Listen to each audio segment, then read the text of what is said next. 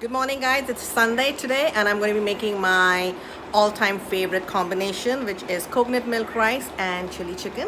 This is something my Perimalatte used to make for me when I visited home. It was a delicacy, and I felt like eating it today, so I'm making it, and I hope you all like it. So enjoy. To make the chili chicken, I need capsicum. That's the main ingredient. Garlic, green chilies, 3 onions, and I have my chicken. In the end, I'm going to be needing vinegar, some tomato ketchup, and soya sauce to make the chili chicken. The first thing I'm going to do is to boil the chicken that I have, not with a lot of water, with just a little bit of water. Kind of boil it and pull out the chicken and keep the chicken stock separately if there's something remaining. So it's on a high flame, and I'm just going to let the chicken completely kind of get boiled in this little bit of water. I've added a little bit of salt to this so that the salt gets absorbed by the chicken, and there you can see it's already getting cooked, right? So just let's wait till all the water kind of almost evaporates from this. I've taken out the boiled chicken that I had kept to boil, and there's the remaining stock. I'm not going to throw this away. What I'm going to do is I'm just going to keep it aside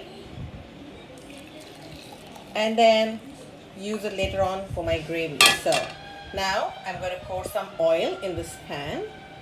The first step is to fry this chicken that I pulled out till it's kind of goldenish brown. It doesn't have to get completely fried, otherwise it becomes too chewy. You want the meat to be like soft, but I do have to fry it a little, so I'm going to fry it in this oil. And once it's done a little, I'm going to put it aside. So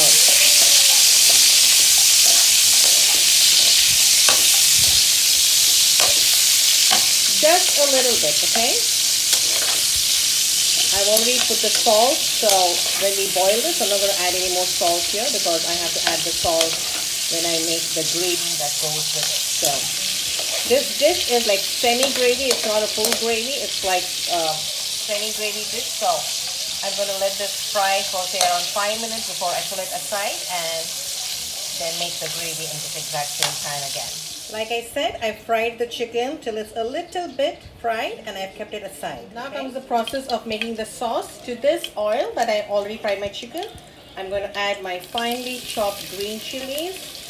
The green chilies that are in the season right now do not have a lot of heat, but even then I'm just going to fry it first so that all the heat that is there kind of gets mixed in this here. I'm just going to fry it for say a minute.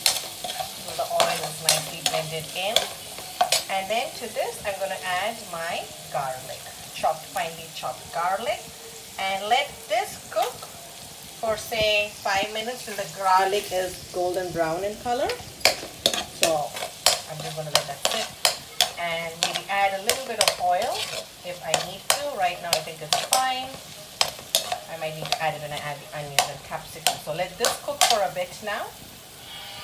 That my green chilies and garlic are fried a bit, I'm going to add my onions to this mix. The onions are finely chopped to the best of my capacity, and my blender, the one that was chopping the onions, broke, so I had no option but to finely chop the onions with my own 2 hands.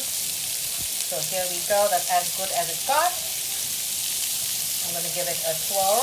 Make sure that you're cooking it on a medium heat. You don't want it to get burned. So I'm going to give that a swirl before I add my capsicum. Now remember, I already added the salt when I boiled my chicken. Also, I'm going to be adding all the different sauces. So be mindful of the amount of salt you add. I'm going to add a ½ teaspoon of salt because the capsicum needs to cook with the onions here, so just enough salt to let some salt get into this masala here, okay? My onion and capsicum is nicely kind of goldenish brown. I'm going to add the chicken to this, okay? I've added my chicken. I'm going to give it a nice swirl so that all this cooks together before I started adding my sauces in the mix, okay? So let's do that in just a second. So I just added some tomato ketchup. I've added soya sauce and a spoonful of vinegar. So those are the sauces that go inside for the chili chicken. I'm going to give it a twirl. And because I want the sauces to nicely blend with the chicken and completely cook. Remember in the beginning we'd taken off the stock of the chicken. I'm going to now add that over here so that all that yumminess does not go waste. It becomes like a big curry right now, but it's going to cook in this for a while so that the chicken gets nicely absorbed. And I'm going to wait till this gets cooked. So it's not done, guys. We are like 75% there, 25% more to go. So I'm going to give it a swirl and actually close the lid and let all of this come together. Okay. As you can tell, see, my chicken is nicely getting cooked in the sauce that we made. I'm going to give it a twirl before I close it again and let it cook for another 5 minutes before I maybe switch it off. I want my gravy to be like a little bit thick. This is too watery for my comfort, so which means it needs to cook a little bit more. So I'm going to put the lid on again and let it cook. My chicken is now almost done. As you can see, like I said, see, that's the sauce I want. I want that consistency. I don't want it to be too watery, just enough so that I can blend it with my coconut milk rice and have it. So there you go.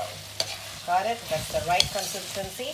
I'm going to switch it off now and then put it in, transfer it to a container and serve it with coconut milk rice. Spring onions, you can garnish it with that a little bit. Just give it one slight toss in here and then serve it and your dish is ready. Enjoy.